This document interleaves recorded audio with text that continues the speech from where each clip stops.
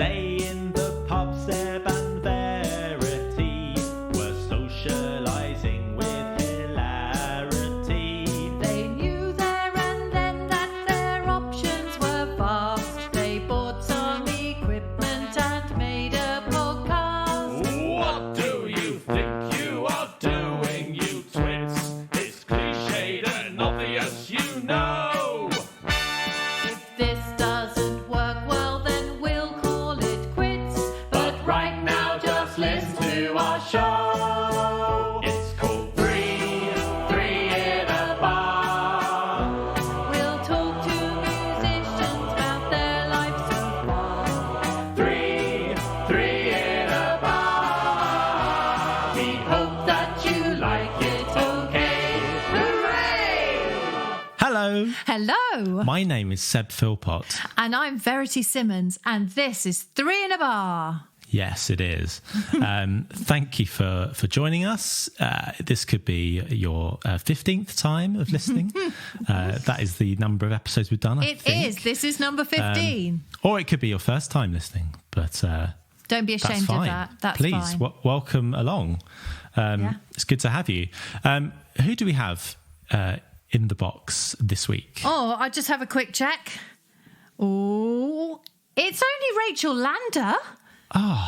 Only Rachael Lander. I know. Fantastic. What a great guest she was. She was absolutely brilliant. She is an amazing cellist. She's a freelance cellist, Yeah. and she's everywhere. She does sessions. She's in the West End. She is a freelance orchestral player, but more than that, she has come to talk to us about something actually really very serious.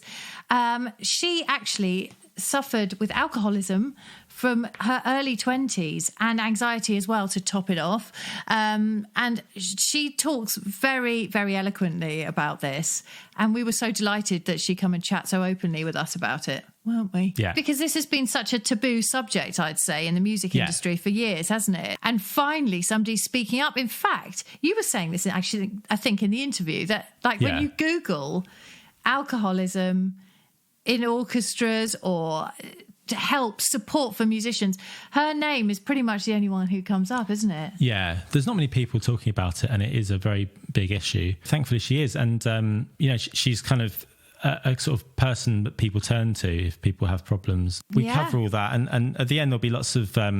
We'll talk about some links to various places you can go if you are affected, and there will also be links in the show notes as well. But it was so nice to chat to her. She's very funny, and she's played on so many records. If you've and TV things and films, if you go to her website rachellandercello.com, you'll see all the different things she's done. Yeah. I first met her doing Follies at the National Theatre. And that was a cracking great. show. Yeah. Oh, brilliant. So Being good. part of the big 20 or so piece orchestra. But she's played with everyone. She's a proper good musician. She really, really is. And total inspiration, because having taken a year out of playing, she's come back and it's like, she's everywhere. She's so good. Let's let her tell her story. Yes. And here we go. This is the conversation we had with Rachael Lander.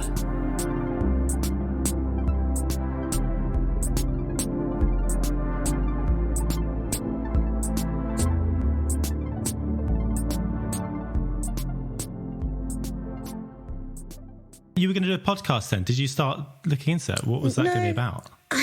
Well, I sort of wanted...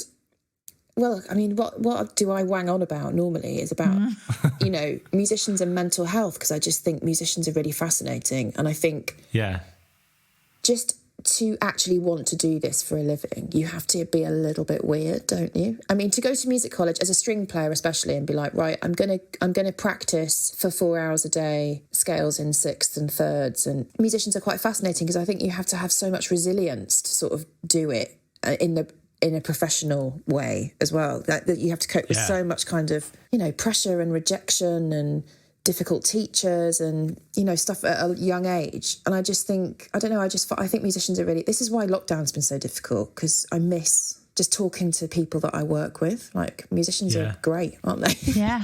They're interesting and funny and, so it was just going to be about that. But I did the breeding instead. So what are you going to do? Wow. It takes up so much time. Honestly, ever so time consuming. I've heard it does. I've Right? heard that. Yeah, you've got all this to come. I know. You know, I'm about to have one. I know you are. In July. I know. Yeah. I'm so excited. Yeah. I couldn't believe that. And I saw you kept that really quiet. You were like, I'm going to wait halfway through this second trimester and put it on social media. I did. Did I put? No, I didn't really. Well, I'd started to tell people, just in the flesh, and then this all happened. So then I didn't really put. I mentioned it on the podcast, but I don't think anyone really listens to it. So that's the spirit. So your mum found out that way, which is good. And yeah, exactly. Yeah, Mum, I'm pregnant. We've got a month to go. So I started putting some things on the internet, but and that you've bought all the stuff. I saw that. Yeah, as well. I've it's been like when you're given clutching a nappy bin. Like, oh God. Yeah, I bought a nappy bin for about £2. Excellent. And so then good. we bought a cot for £7. Ooh. Yeah, people are desperate to get rid of this stuff. They're desperate because it takes up loads of space. Yeah. Yeah, I was thinking about this because it's the sort of thing that you would, because it's your baby, so you just want to spend as much money as you physically can on it. So you could spend thousands on a pushchair. Yeah, like when you first find out, you totally. you two, cynical old witches. You're hardened mothers, yeah, exactly. but when you first find out you're pregnant, you go, oh, let's get everything the best thing possible. So there's this like amazing. It's an amazing market out there because people just buy so much shit, and then 2 years later they got to get rid of it all. Yeah. I know. Or you get rid of it. Then I come in, take it, get it, and then, leave it outside your front door. Exactly. Yeah. I just remember as well that you turn up to like some meeting afterwards, like maybe NCT group or whatever, and everyone, like, you've gone along, you're really chuffed with your bargain pushchair that you've bought. It's like, I've got a good one. Everyone's got this, the bloody O baby or whatever it's called, really posh little city thing. Oh, I felt like I'd really done badly then. It was very upsetting. Boshing along with poor old Theo bumping down the road. No, I don't believe the hype. Like, I think I had an £8 McLaren that just like banged down tube station stairs. And, exactly. It's fine. How are you finding it with the kids there? Having a total joy, really straightforward, this whole process? What, the lockdown, you mean? Yeah, exactly. I didn't want to use the L word. The L word is a dirty word, isn't it? I'm getting on. We're okay. I mean, the first 3 weeks were brutal because they were really ill, possibly with the virus, but I don't know if it was the virus or, just anything that they could have picked up. So that was grim. I didn't see another adult for 3 weeks. That was hard. Bloody hell. And very lonely. And it's been really grueling. I won't lie to you. I mean, it's been lonely and scary, and but in other ways, I don't know.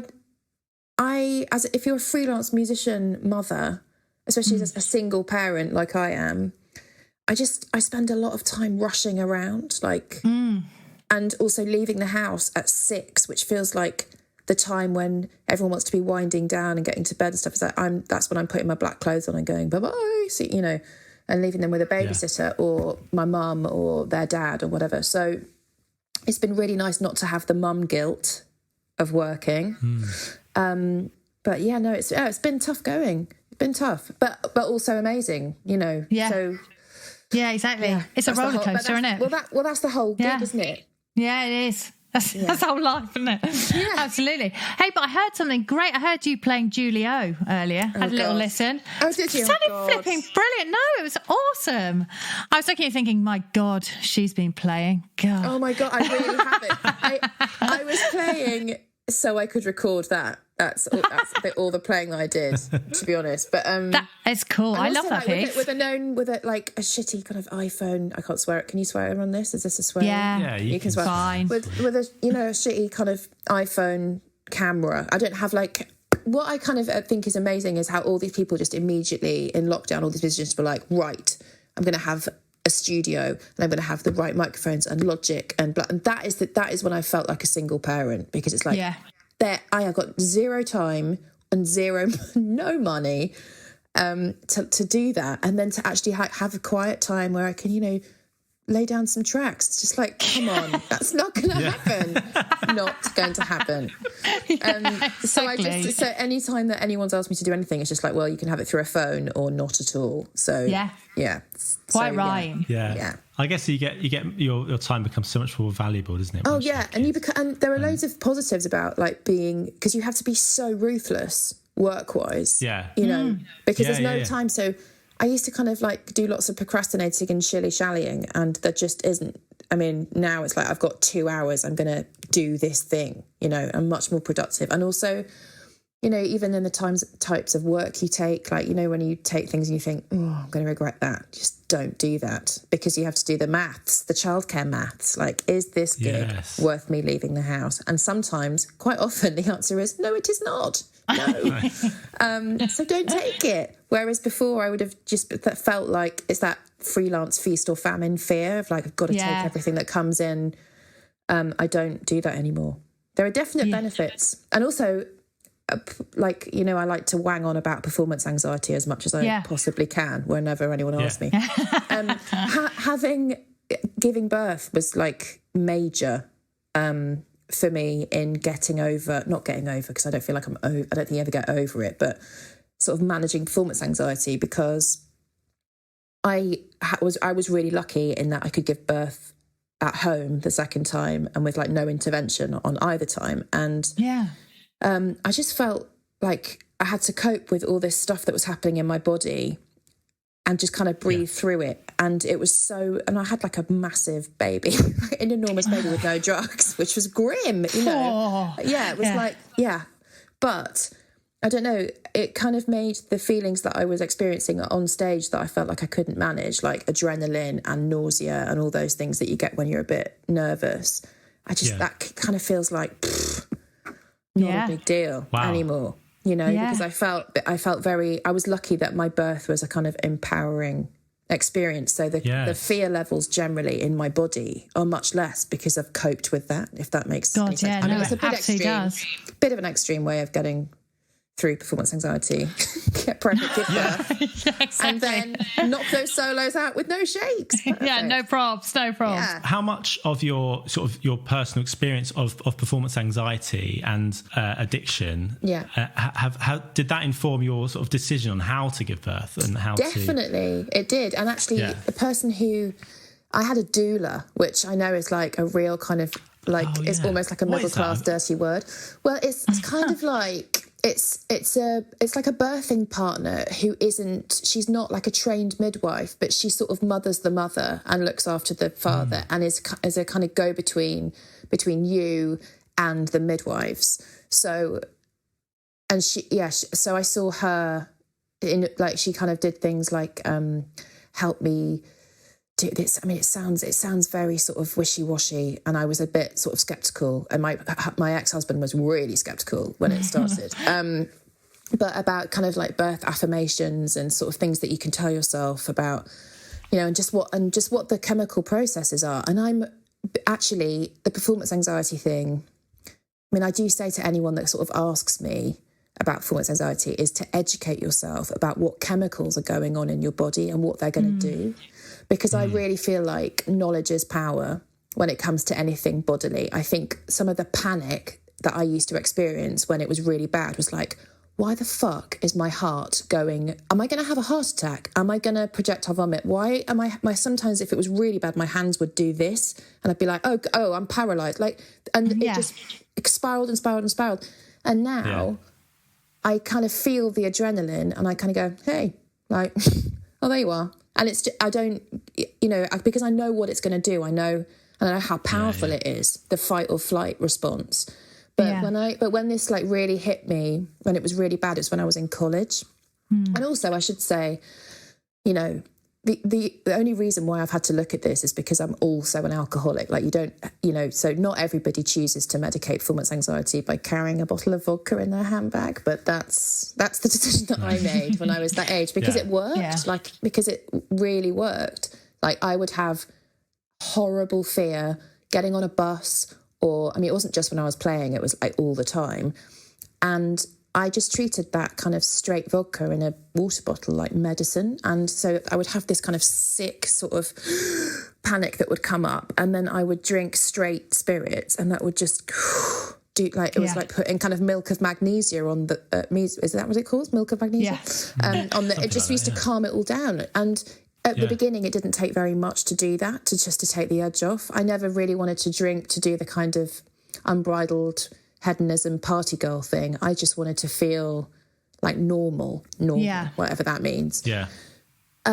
So obviously, if you're feared up like that anyway, then playing on a stage in a dress, you know, that's the time where it's going to peak. And I just had this really bad experience at college where I was playing principal in the college orchestra, and I bloody loved everything about it. Like, I loved it. And we went to this place in Shropshire called Oswestry, like a tiny church. Yes. We were doing the Elgar Cello Concerto. I wasn't playing the concerto. Someone else was playing the concerto. We did Schubert Unfinished first, and I started that solo at the beginning of Schubert Unfinished Symphony, and I was like, I am not going to make it. I'm not going to make it. And I started seeing black spots before my eyes. I held on, but I did like loads of mad things, like coming in the wrong place, like bringing a section in the wrong place, like proper bow shakes.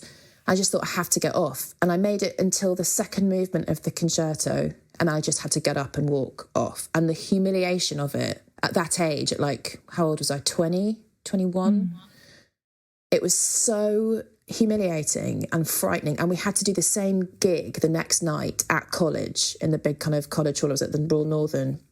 I just thought, fuck that. I'm not going through that. I will take beta blockers. I will drink. I will never experience that humiliation again, because I know I can do this. Like, you know. So I did, and that's how it started. And because I think I started at the bottom of the alcoholic scale, like when I go to you know, abstinence-based recovery meetings now, people don't start drinking straight vodka until like the end of their drinking careers. Like, it starts off kind of sociable, and then it gets, you know. Whereas I think because I started there, my descent was just really fast. So by the time I was 23, I was wholly reliant on alcohol. I had to carry it on me all the time.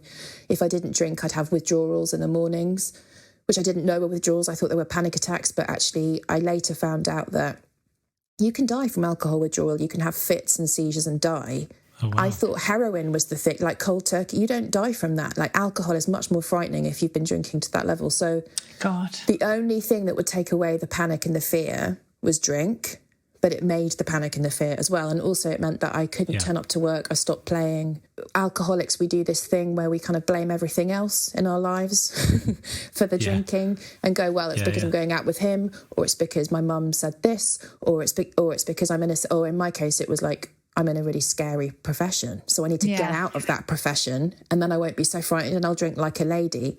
And I remember getting a job as a waitress and walking to work and being like jittery and thinking, shit, I don't know how I'm going to talk to these people when I go, and and I had a drink on the way to be a waitress, and I thought, oh shit, it's not playing the cello. It's me. Yeah. So I feel very lucky now that it was like short and sharp. And by the time I was 23, it was not a viable option to keep drinking how I was drinking. And actually what happened was, a friend of mine, a violinist friend of mine, she called my dad and said, Rachel's out of control. I don't know what we're going to do. And he came and picked me up. He took me to a therapist. The therapist said, you're an alcoholic. The only thing I know that works is 12-step recovery. I suggest you go. And I did. And that was, like nearly 13 years ago now. But it was really depressing to be like, oh, I'm 23.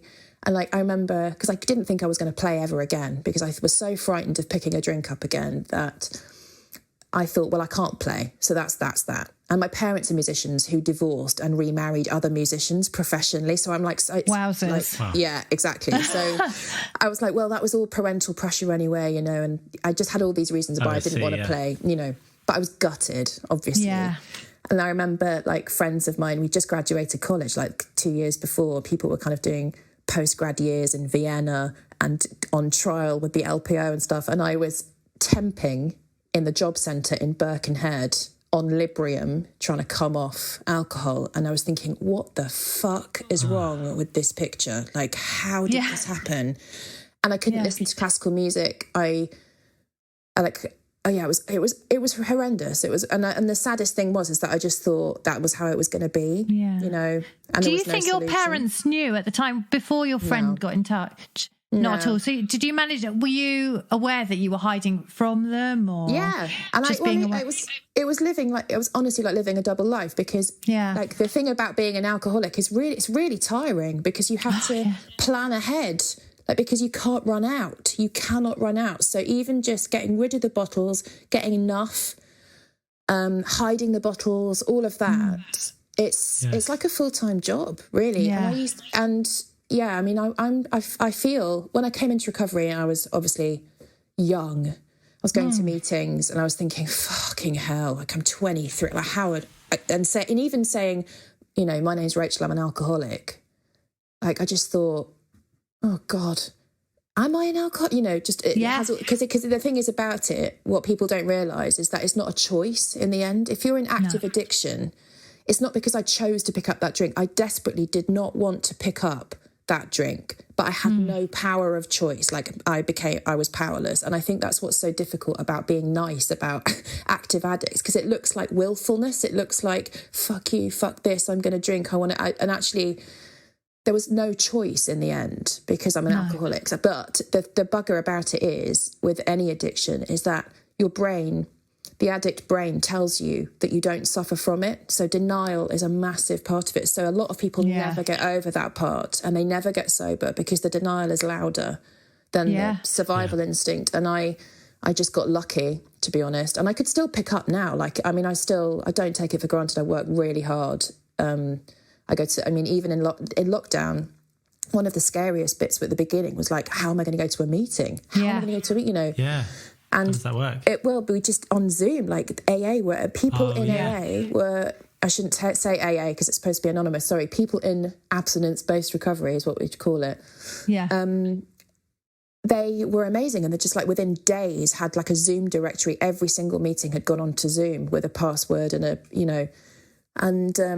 that's how we've been doing it. But it's tough. Like, I can't wait to get to a physical meeting, because when I sit in there's like a kind of energy and that sounds a bit wacky, but just like, I'm where I'm meant to be. And when you went along to meetings, first of all, did you find, I mean, were there any other people of your sort of age? Was it off-putting going there and feeling on the younger side, or were you surprised by the demographic?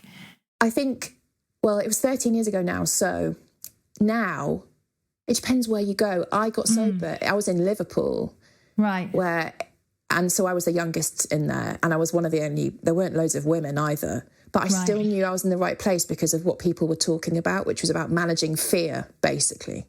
But when I moved down to London, sort of 7 months into my recovery, it kind of blew my mind. There are 700 meetings a week, loads of people in their 20s, a lot of musicians, like I bumped into people I knew, you know, and it was much more, it's very different down here. Yeah. And now I'm just so grateful for it, honestly. Yeah. But you know, obviously going to work initially was quite lonely, because it's so part of the culture, isn't it? Like, it was winding down after a gig, or like even going to the pub between the rehearsal and the gig. Like, I had to shield myself away from all of that for quite a long time. Yeah. So when I was doing like rock and roll touring as well, and that was like an endurance test. And I bet it was. But then but the recovery is kind of amazing. Like, I remember touring with my quartet to Tokyo, and like sending an email, and someone from a Tokyo English-speaking meeting picking me up from the airport and taking me to a meeting before I went and did a gig. Like, it's incredible. That's incredible. If you kind of reach out, it is there. It's the process of getting from maybe I drink too much to actually shit, I've got a real problem and I need some help. Like, that journey sometimes is so long that it kills people. That's the problem. Yes. What was there when you said that to yourself, I am an alcoholic?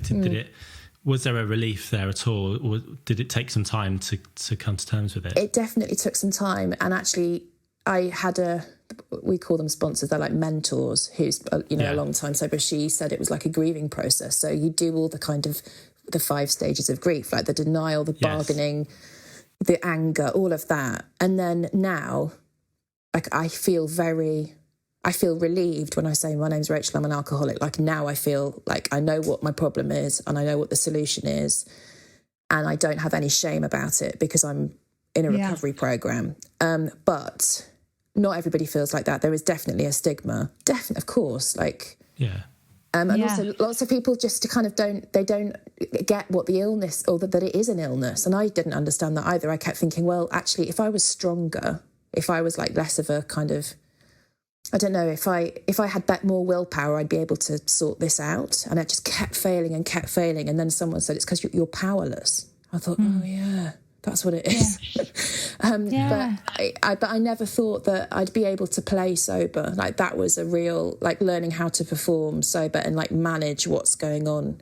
Yes, because body. If that was all going on while you were studying and like such a crucial time in your development as a player and stuff, did you feel like it was sort of affected even your physicality about playing? So did you kind of have to relearn technique or anything like that? No, actually, because I think I kind of subscribe to this view of like, if you're going to be a classical musician, you sort of have to work your arse off at one point of your life. Do you know what I mean? Yeah, totally. So some people do it at college, which is when you're supposed to do it. And I think I did a load before I went to college because I was obsessed about getting into college and I was obsessed about being in the National Youth Orchestra. And I also because I'm an addict. So I do things compulsively in a bit of a mad way. So when I was a teenager, I'd get up at 5:15 and do an hour of scales before getting on the school bus. Then I'd do another hour when I got to school. I mean, I was really mad about it. But so I sort of like bought myself some time, I guess, which is a good job, because the second I got to college, it was just like, you know, madness and no practice and just managing anxiety, drinking, hangovers, anxiety, drinking. Like was my full time. Party time. Yeah. Well, it sounds like it, doesn't it? Yeah. Did you feel like the staff at your college were helpful? Did anyone pick up on it there? They didn't pick up on the drinking because I didn't tell anyone about the drinking, because alcoholism and secrecy and lying go together really well. My teacher was amazing. He'd known me since I was 16 and he knew that I was struggling. People did know that I was struggling, but I wasn't honest, you see. And also I was scared to be honest about it. Yeah, of course. Because it's the pressure cooker in there. I remember 70 cellists being at the college when I was there. Most of them were brilliant. You know, I didn't want to be the one that was mad. I didn't want to be the one that was weak, because I didn't have any idea about vulnerability or anything or any of those things. And also I didn't know what was going on with myself. Yeah. I kept thinking like, I just kept blaming all the wrong things, and also just being frightened of what my body was doing, which is a real alcoholic kind of trait, which is like, you know, we just can't bear feelings. We don't want the feeling. So if I get a feeling, whether it's emotional, physical, whatever, I think, what is this? How long is it going to last? How can I take it away? Like, that's just immediately how my head works. And obviously, if you drink straight vodka, it's like, that's all going to be fixed for you, like now, and everything's going to be fine.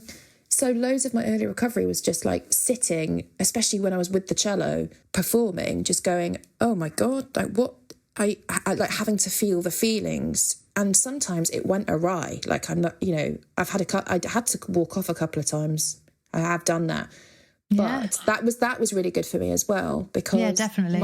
Because my career didn't end. Like I thought that was the worst case scenario, that I'd walk off, humiliate myself, and then never be booked ever again, and it would all be over. Those things didn't happen, and that took a load of pressure off. So that's sort of like, conversely, I sometimes say to myself, if I feel panicky on stage, I think, well, you can always leave and it's not that big a deal. And that sort of makes my body go, oh, all right, maybe, you know, because I think before I'd do this thing where the feelings would come and I'd just reject them and be like, I don't want to have a bow shake. I don't want this, you know, and I'd panic. And now I kind of go, well, bring it on, do your thing. I know it will pass. I know it will pass, but that's great. But it's been like, it's been hard. And also the other thing is what I've done is that I've talked about it a lot, which some people have said to me has been professionally unwise. But I just think I have to look at it from a recovery perspective rather than a professionalist perspective. Because if I'm not sober, then I can't work anyway. So it's completely irrelevant if and people, also, like, what people think if of me. people have said that to you, but I mean, have you actually experienced that as being professionally negative? Have you noticed anything? I mean, there's stuff that I know that I've been unbooked, like I've been taken off the list by a couple of fixes because I talk about it openly. I know that that's happened, but I mean, but that's fine because I don't want to work for those people, anyway. But yeah, why is that? Is that because there's people there that are maybe in denial themselves? Maybe, I don't know. I mean, the thing is, what it does, if you stop drinking, you do notice that. I mean, if people say to me, "Oh, you're not drinking," I say, "Oh, actually, I'm in recovery. I'm an alcoholic." Like, I never just go, "Oh, I'm on antibiotics." I mean, lots of people that I know in recovery do that. They don't tell anybody. But I just, I panic. I don't want to keep any secrets from myself. Do you know what I mean? It's like, as if I went to work and everyone that I work with pretty much knows that I don't drink. So if I picked up a glass of wine, it would be a big thing. And people would be like, "Whoa, what are you know?" Whereas at the beginning, I was so frightened that I would just, like, I used to worry that alcohol would just, like, jump down my throat without me saying anything, you know. And it kind of made me feel safer that people knew that, like, no, that girl can't have a drink, because it was so frightening, the idea of having a drink. Yeah. And also, I just think honesty is the best policy always. Like, you know, when I do a solo project with a loop station, and what I really like about it is that I can say to the audience, which is usually at the top of a pub, it's nowhere fancy, you know, but I can say, I'm bricking it because I'm going to press the wrong button and, like, do, you know, and I just honest and say, fucking hell, absolutely shitting myself. And people just laugh, and then it's, like, out there, and then I can get on with it. I think it's the keeping the artifice of, like, I've got this, everything's fine. And I think in the classical world, so much of it is about formality and elitism, I'm afraid, and just, you know, even if you move around too much in a cello section, like, that can, you know, that can get people who don't like that sometimes, you know, and that trying to conform thing is really difficult and really scary for somebody like me who's wired like me. So I've had to get to a point where I'm sort of comfortable. That's why the West End's good for me, because... Well, I was going to say to you, it's interesting you're saying that about anxiety and being in control. Like, depping on West End shows is really scary. I know. And you are fantastic at doing that. And you've got a huge career playing in West End shows. And so how do you find that? How do you sort of take control of that situation? Well, there are things for me... But, I learned the shit out of it before the show. I would never wing it. Ever. Like, no. Ever. I would know it backwards. That's the first thing.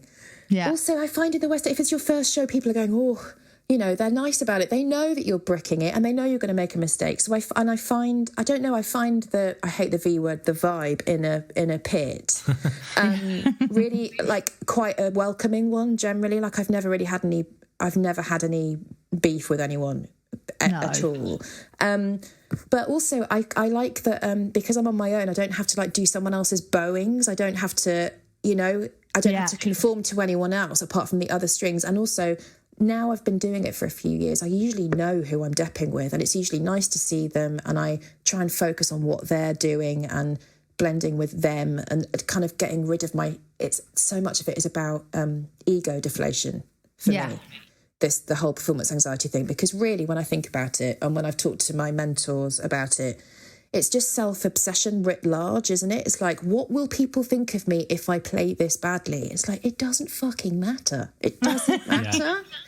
We're not brain surgeons or on the front lines in Basra. Do you know what I mean? It's like I'm playing a nice tune in a theatre, and aren't I lucky? Like, I've had to just completely change how I look at it. But I really enjoy it. I love depping. I mean, I also like not doing the same. I mean, having my own, but I've had brief times having my own show. They've only been short runs, but I don't know if I could do the same show for years and years and years, I think, without going doolally. Yeah. But, I really enjoy it.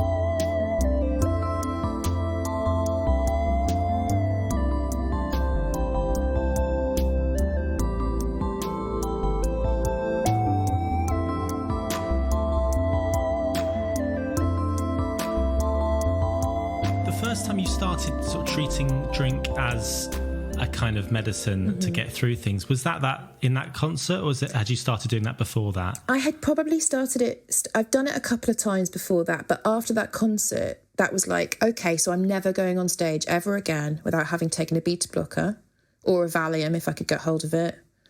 Well, that's risky though. Yeah. I wouldn't recommend that. That can go awry.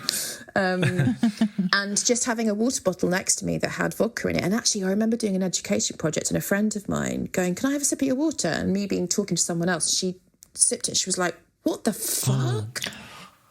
And it was like, "Oh God." Oh my God. Yeah, and I had to explain it. I don't remember the conversation actually. How do you explain that? I think I just said I feel panicky. Because my friends knew I had panic attacks, and I think, even my closest friends would have said to me, they wouldn't have called me an alcoholic. They'd have said, she's really anxious and she drinks to sort her anxiety out. Like, it's because it doesn't occur to them either that that's what was wrong. Yeah. And I definitely didn't think that sort of being in recovery I just thought it was about stopping drinking, and then I'd probably feel like spend the rest of my life sort of white knuckling it, like people say, "Oh God, you must have such willpower." And it's like, if it was to do with willpower, I would be fucked. Like I could not do it with will. Like if the desire to drink, luckily for today, isn't with me. And also because I know that if I drink, I have nothing else going on, because that's the kind of drinker I am. It just like alienates me from everybody. And now I have so much to lose. So I have to work really hard at my recovery. Yeah. But like people also ask me like, "Oh, you still have to go to meetings. Like you still have to," they're surprised that it's not like a problem that you fix and it's about drink. It's about dealing with the stuff underneath, the stuff that makes you pick up a drink. And that stuff, I feel like I was born with that stuff and it never goes. And it's kind of like people talk about addiction being like whack-a-mole, like you get rid of one and then another one comes up. So loads of people eat loads of sugar in early recovery, start smoking, gambling, like something's always going on. Yeah. So I have to be really vigilant even now. Yeah. But did you, when you were drinking at that age, did you sort of know that people in the industry, older people and for generations have gone through similar things? Did you know that was, maybe from stories from your parents or I don't know. Yeah, I did. Was that in your mind? Yes, I did. And I also, but even like the kind of good-natured sort of muso drinking after a gig or whatever. Yeah. My drinking didn't fit into that because I would have to be drunk for the gig. So it's like that I was spent by then, So, and also I think I did see a lot of people, like I know a lot of people that, not just in our industry, in all walks of life, that drink heavily and get away with it. Like they don't wake up the next morning and feel like they're looking at the edge of an abyss. And that's just not the drinking that I did. It's just, so I used to do a lot of comparing and despairing. And other people, like wiser people in recovery, just said, it's not about them. It's about you. Like, where are you now compared to where you were? I wanted all the answers. Like, I was like, why have I got this? Like, my parents aren't alcoholics. Like, lots of people that I know in recovery come from a long line of drinkers. That's not my experience. And I wanted something like concrete to blame it on, because I didn't want the random chaos of just like, well, I just am. But now I've stopped debating about it, and it's just one of those things I have to accept, that I just don't drink one glass of wine for me. I've got zero interest in that. Yeah. Zero interest. It just doesn't occur to me. So by that rationale, which is quite nice now and not early in, but like I used to not be able to go even for dinner between the rehearsal and the gig, because if someone had a glass of wine in Pizza Express or whatever, other pizzas are available. I couldn't even sort of be around that. But then now I just think, God, that doesn't appeal to me. One drink, like, well, who has one drink? I mean, a lot of people do, but I just, as an alcoholic, like that just doesn't interest me at all. So that time when you stopped playing for a while, how long? So how long did you stop playing for? Actually, probably about a year, I'd say. That must have been really quite painful, wasn't it? It was so painful. it was so painful. I mean, it was a relief in a way not to try and have to like do it. And like also because it was that time of life where you're leaving college, it's like audition time and trying to get work and all that. And I just was, all my efforts were like, you know, going to my temp job without having a panic attack, without picking up a drink, ringing my sponsor, going to a meeting. That was like my life. And I just never thought I'd do it again. And actually the thing that got me back in was the violinist friend of mine, Kirsty, who called my dad, who I've known since I was, like, who's been my best friend since I was 8.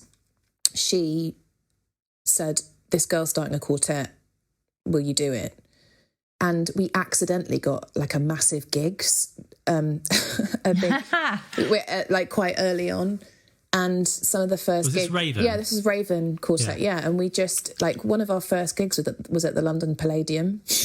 Amazing. And we arranged... But the thing was about it was so brilliant is that we arranged all our own music. So, like, we had complete... Like, I'll never get that kind of freedom again, really. Like, so we did things like Foo Fighters and Queens of the Stone Age and Radiohead and, like, you know... And we wrote parts... like that suited all of us. We did everything from memory. We wore jeans. Like it just, I felt like, I mean, I was still nervous. I still like really struggled for those first few gigs. And also we used to do backing playing. Like, so we'd do a set and then we'd back like another singer. Like we backed Hayley Westenra for a long time on tour, like years actually. Yeah. But because we were with her, we got to play these amazing venues. In like amazing countries as well, and it was wicked. But sometimes when we were accompanying her and we'd just done a Raven bit that was really kind of like energetic, I'd sit down in my heart, I'd be like this, and it was really hard, and those girls had to rescue me a lot, you know. But I think I couldn't have gone like straight back into sort of like being an extra in a symphony orchestra, and like because like playing a slow movement of a concerto when you're sitting like number 8, when you just have to be like quiet and still. I just couldn't have done it. Like, couldn't have done it. I had to do it the way around that I did it. So that quartet kind of, they saved me, those girls. Yeah. And then one of them threw an egg at Simon Cowell on Britain's Got Talent. Yeah. And that was the end of that. That was the end. Oh, God. And that was how it, I mean, it kind of... Yeah, it kind of ended like that, which wasn't brilliant.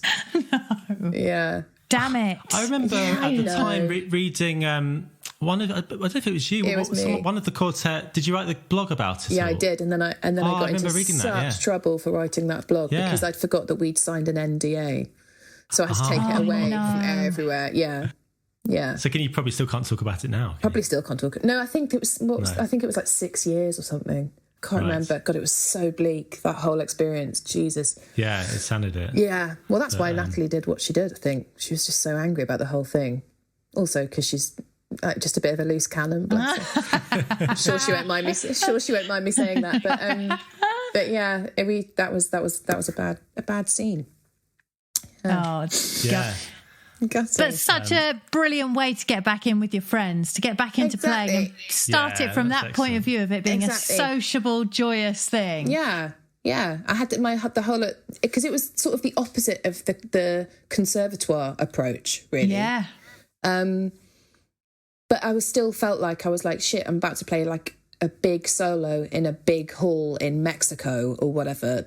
I still felt like it was, but it was stuff that we'd arranged and made it into what we wanted, if that makes any sense. So yeah, it was like a baptism of fire, but it was brilliant. Like, and I miss it a lot, actually. We had such a laugh. We had such a laugh in that quartet. But those girls had to get me through. I mean, a lot of the time I'd be in the wings kind of going, you know, and we did like things like Friday night is music night in front, you know, with the BBC Concert Orchestra and stuff like that. And we did like some, and like live on Radio 2, like we did quite a lot of that kind of stuff.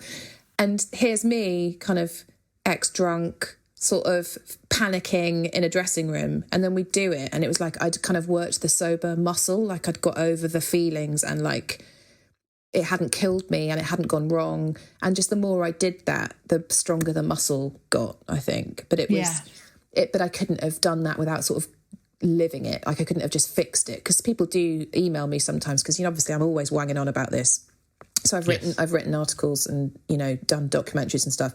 And I get a lot of emails, particularly from students, saying, how did you fix it? And it's like, well, I haven't, because I still get really nervous. But now, you know, my perspective is different, I guess. I mean, you probably know more than anyone. I mean, there's probably more people than we know are suffering in the industry, or maybe they take beta blockers. Yeah. Maybe it's as simple as that, or not to say that's simple, but there might, you know, because there's such high pressure things, sessions, and all sorts. Is it a much bigger issue than we acknowledge? I think I think people are just starting to have the conversations now. I feel like it's much less of a taboo subject in the last 2 or 3 years, I think. Right. But I think I mean, I am approached by people anonymously, or not anonymously, but please don't tell anyone, confidentially.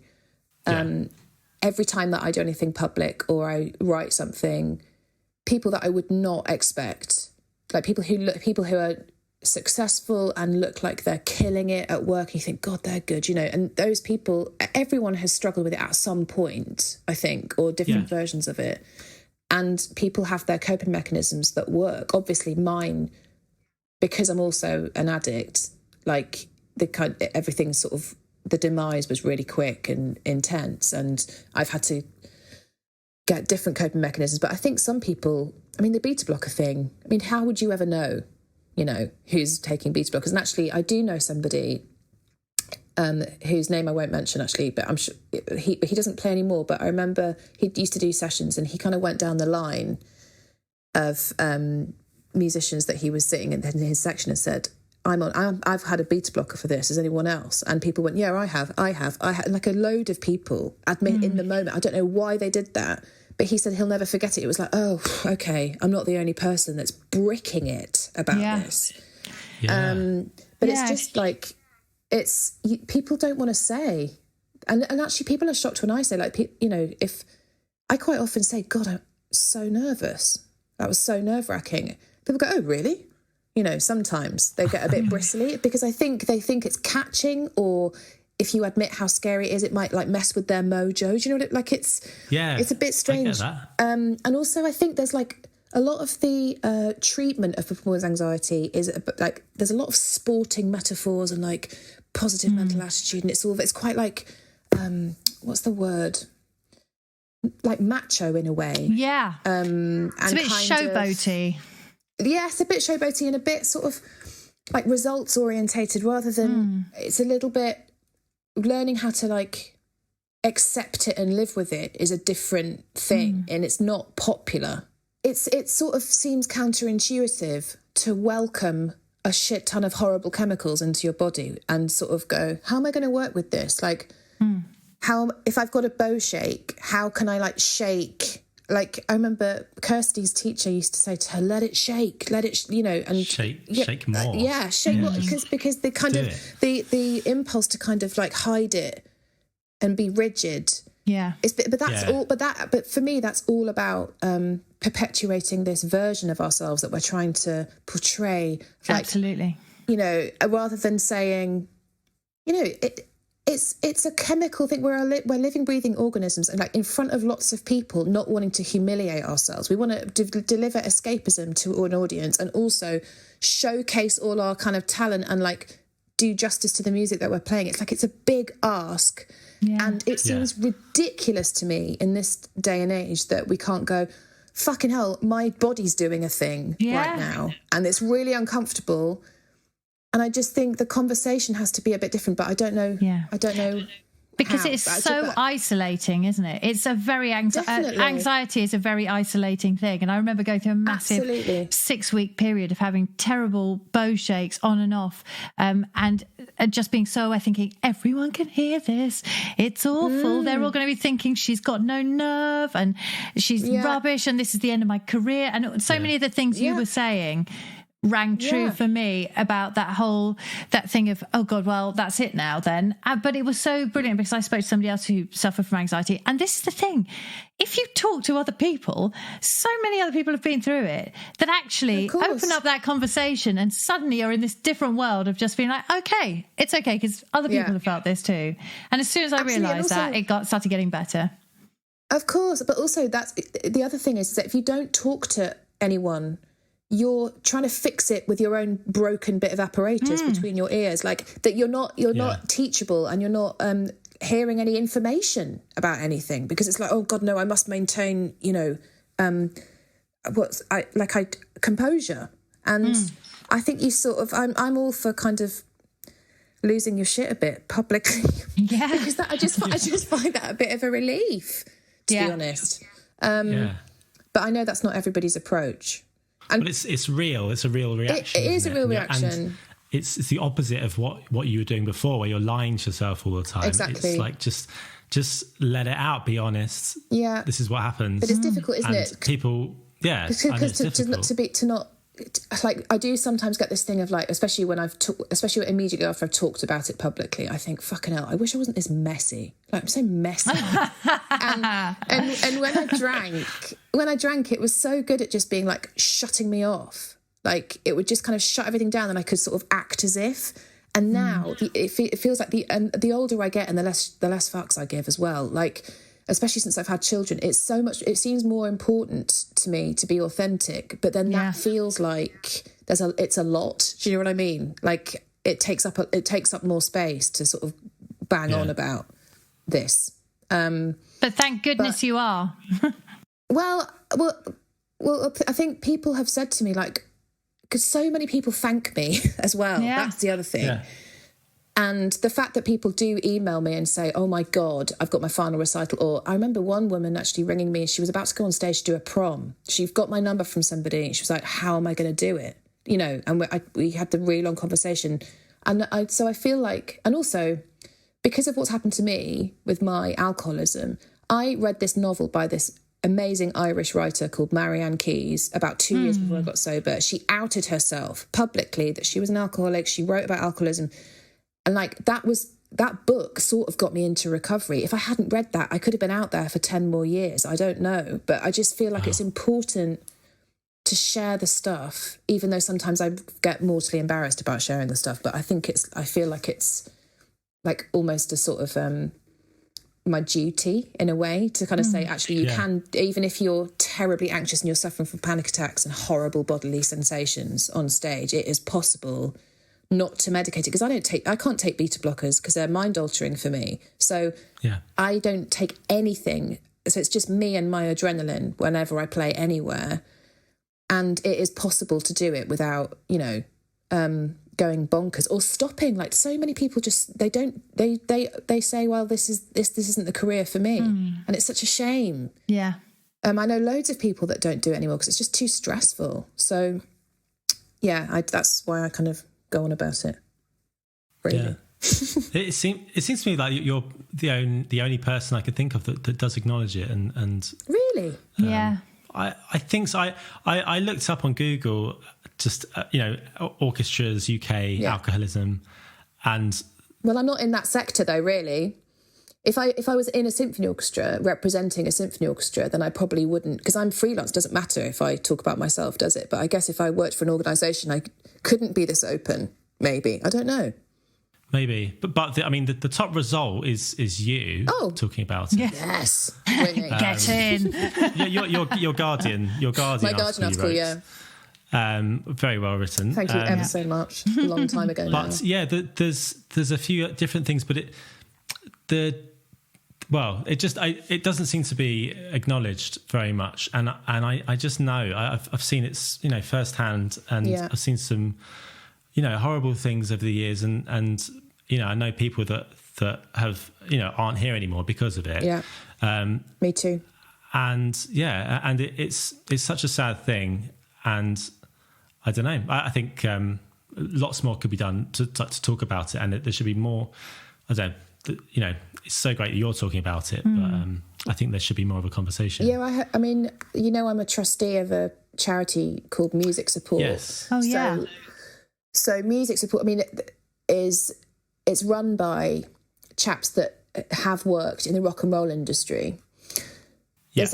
There aren't many I'm the sort of classical-ish, I representative there.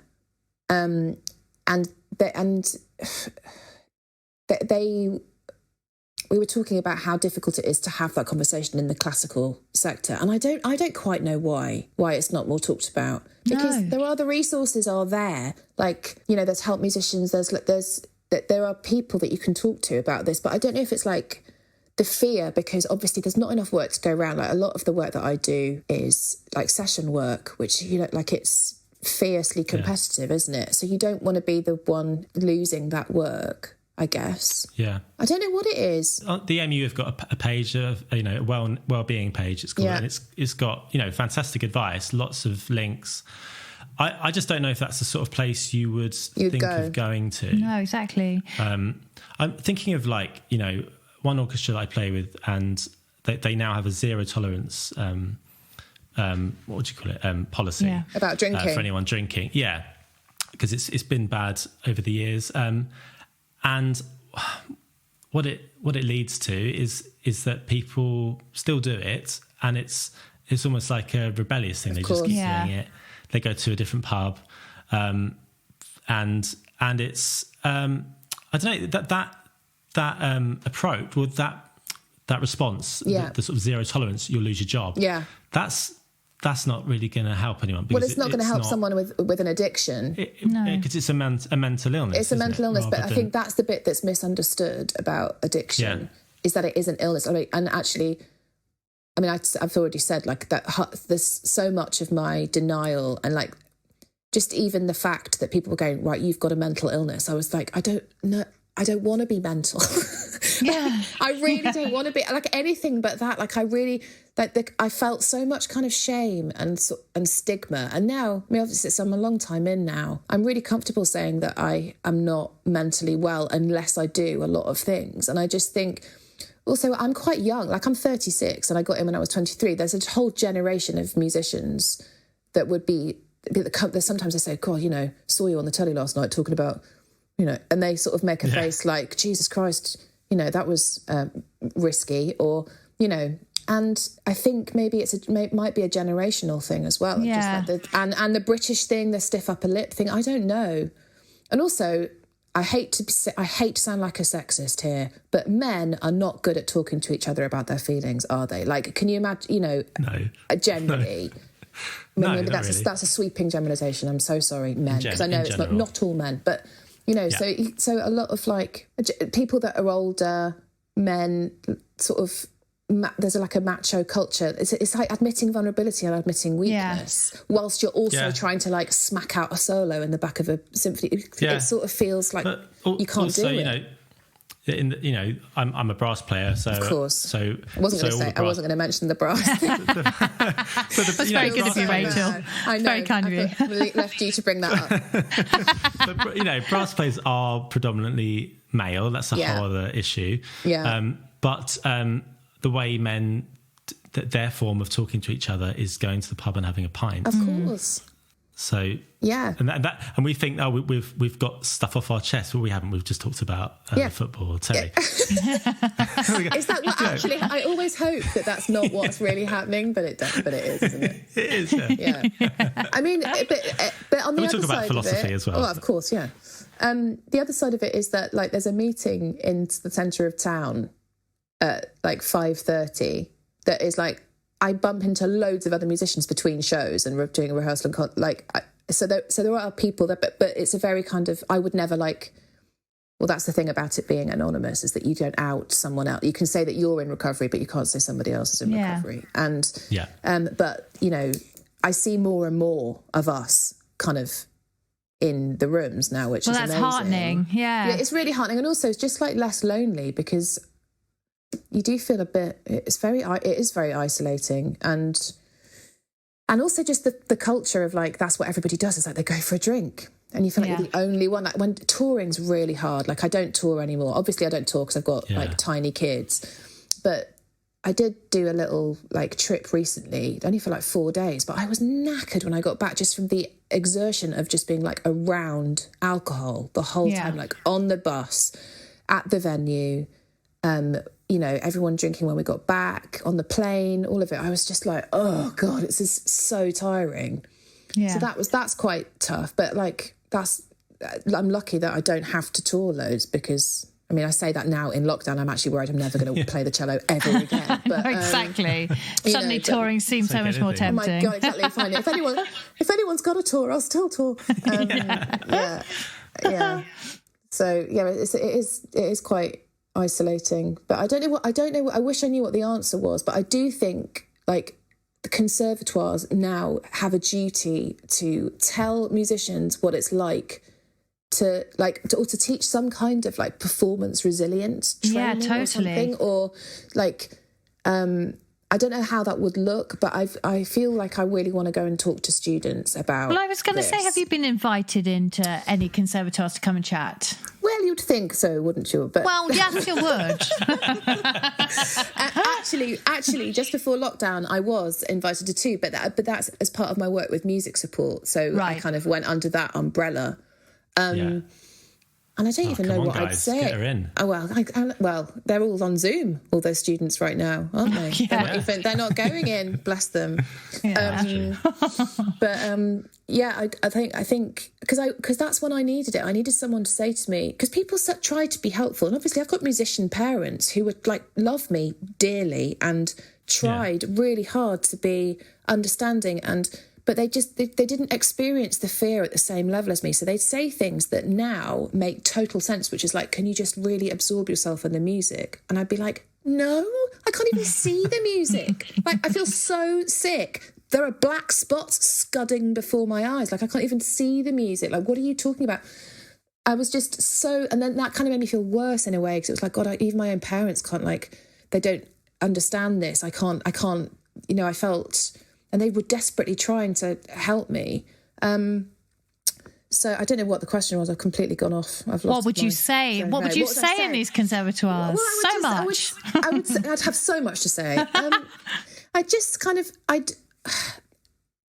know that the fight and flight thing is something that's talked about a lot now.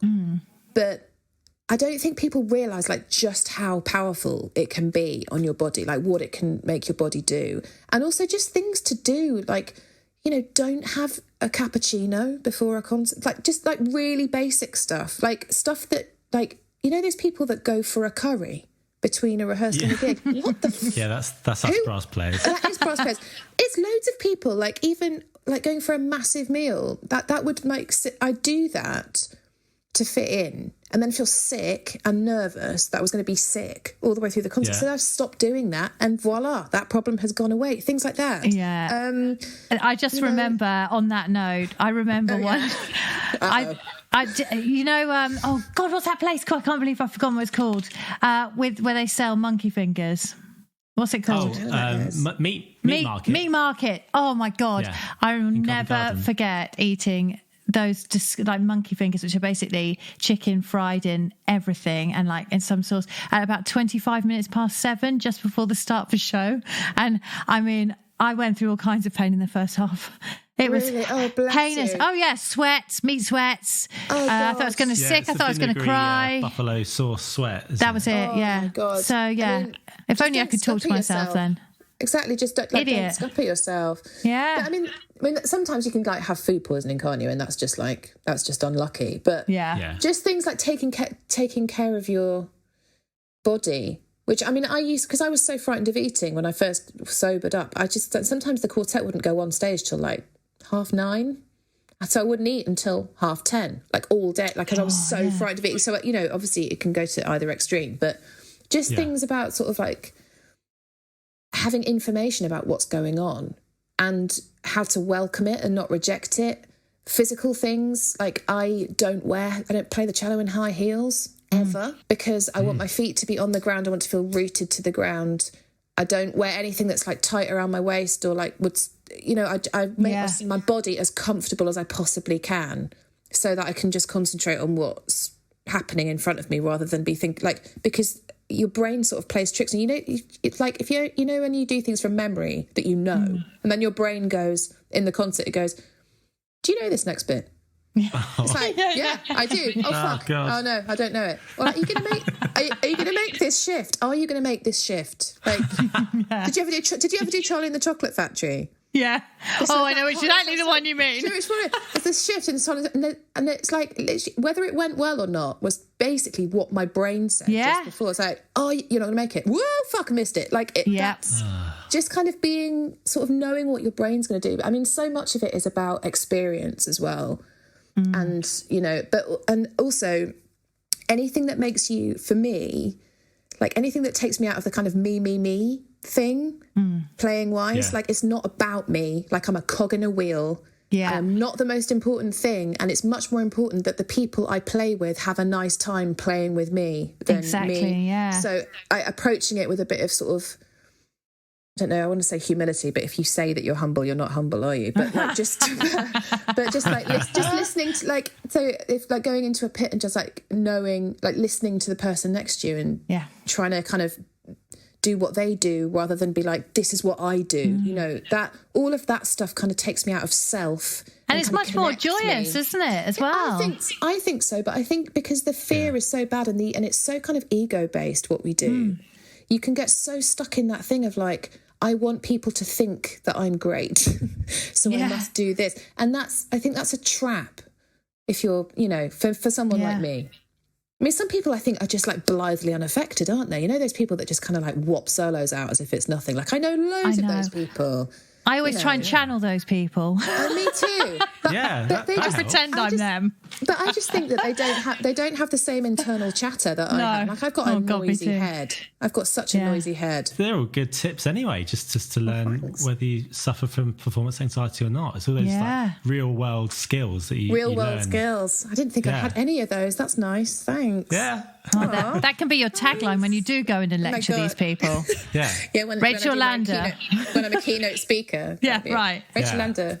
Real world skills. In brackets, humble. Yeah.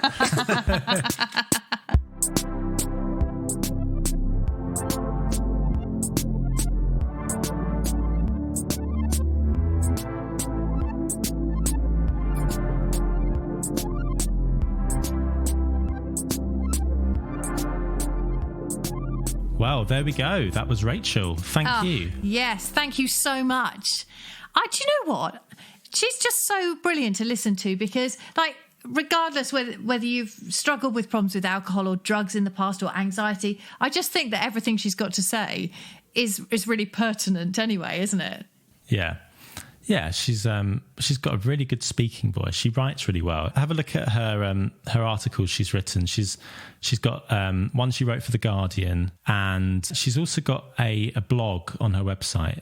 She's got a section of her website called Writing, and there's a really great piece she wrote about working at Glastonbury and having to deal with going to a music festival and not drinking.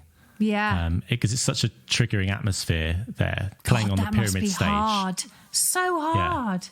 I mean, how many people are watching the pyramid stage? It's like 150,000 people or something, isn't it? Yeah, rather a lot. It's quite a lot, and the adrenaline and it's such a rush, and it's one of those times where you can come off and you need to have a drink and she's she's had to deal with what it's like to do those sort of situations. So it's a really good read if you've got a bit of time, you want to have a little read of something. It's very interesting. So if you feel like you are affected by any of these issues, then I guess a good place to go is this MU website, which lists loads of different links on it. Yeah, there is. There's also to the charity that she's a patron of, which is Music Support UK. There's a link in the show notes for that as well. Yeah, so there's links to both of those. Yeah. So check those out, and I think it's really healthy for us all to talk about this kind of thing, because performance anxiety and any kind of anxiety that we feel, any sort of mental health issues, I don't really remember talking about it too much at college. No. And these things can just get amplified, especially if you don't talk about it to others. It's very isolating. It can build up in your own mind. Yeah, definitely. And I think so many of us have been through it, and you just feel like you're the only person with that problem, and it just makes it so much worse, doesn't it? Yeah, so that's right. It's great that she's talking about it. I felt like a sort of a release after we talked to her in the interview. It really, lots of things came up in my mind that she was discussing. I thought, God, yeah, if only at that time in my life I could have gone back and chatted to somebody, I would have had a much easier ride, I think. Yeah, that's right. Yeah, there's so many things that we do in our industry that are sort of ingrained, the drinking in the afternoons, and I think it is changing a bit, but then it does still happen. People will go for drinks after morning rehearsals, or they'll go before a morning rehearsal, some people. Before concerts, but it happens, and it's easy to get kind of sucked into those habits, I think. Yeah, I really think so. And for some people, I mean, it's not great for anyone, but it can be really dangerous for some people. So yeah, it's great to have this conversation now, I'd say. It is. Yes, it is. So thank you, Rachel, and thanks for listening to us this week. And what have you been up to this week, Verity? Oh, well, do you know what? Yesterday I played a symphony in a park. I played Dvorak 9 in Greenwich Park, and it was blimmin' glorious, I tell you. There was an audience, an impromptu audience, people just sort of wandering by. We had about 100 people listening. Oh my God, it was amazing playing with people in the flesh. So nice.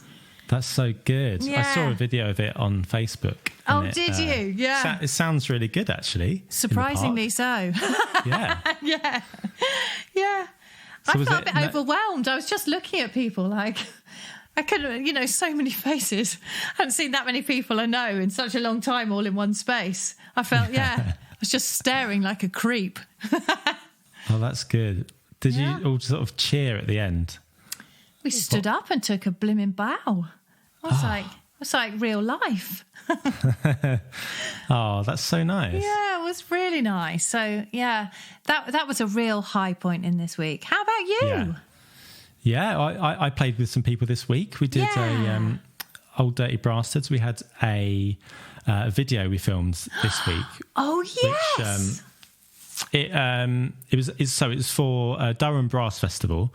Because it couldn't happen this year, but we filmed a sort of thing for their online content.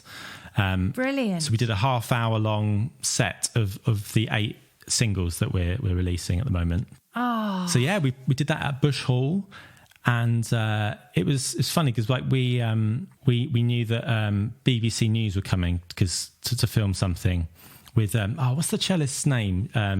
I need to look it up. Got any? She came and... Oh, it's a she? Natalie Klein? Yeah. She sings. She sings and plays. Oh, not Laura Moody? No. No, not her. Her name is Ayana Witter-Johnson. Oh, I've not heard of her. No, but I'll look her up. Yeah, look her up.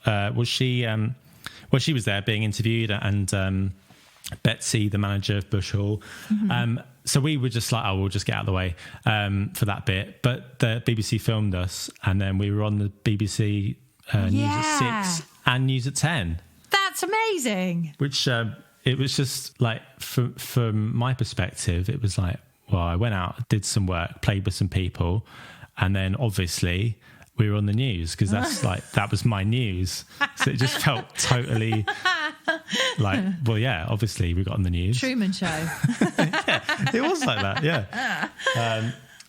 So great. It feels strange at the moment because I see sort of pictures of like orchestras meeting up finally and rehearsing, but they're really distancing like 3 meters, and there's people complaining that orchestras aren't allowed to. Some like amateur orchestras aren't allowed to do anything. Professional orchestras can.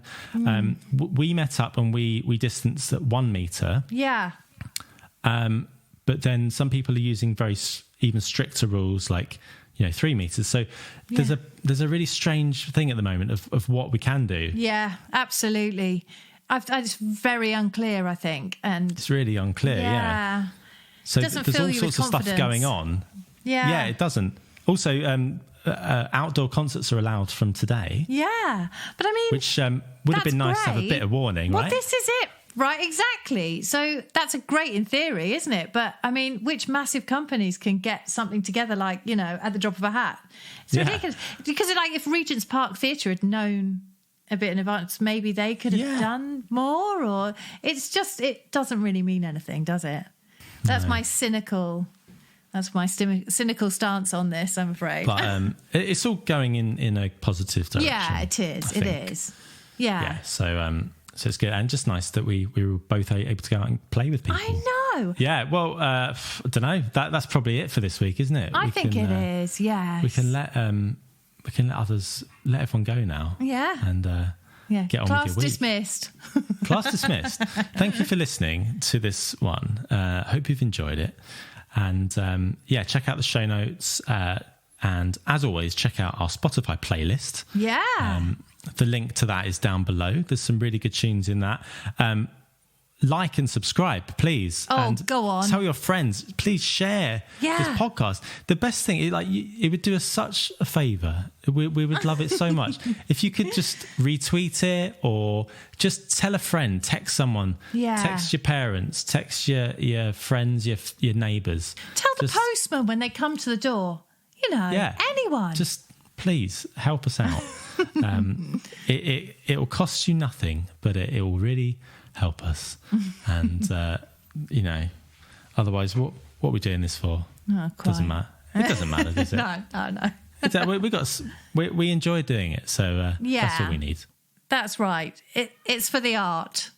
It's for the art of it. Yeah. Just doing a thing. Right. Anyway, well, I'm going to go. Come on then. So thank you so much, and we'll see you next week. Bye. Bye.